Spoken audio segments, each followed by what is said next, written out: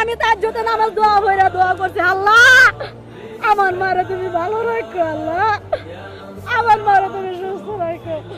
আমি কিছু চাই না আল্লাহ তোমার দরবারে, আমার মারে তুমি ভালো রাখো আল্লাহ। আমার মার জন্য আমি আল্লাহর কাছে দোয়া চাই আল্লাহ।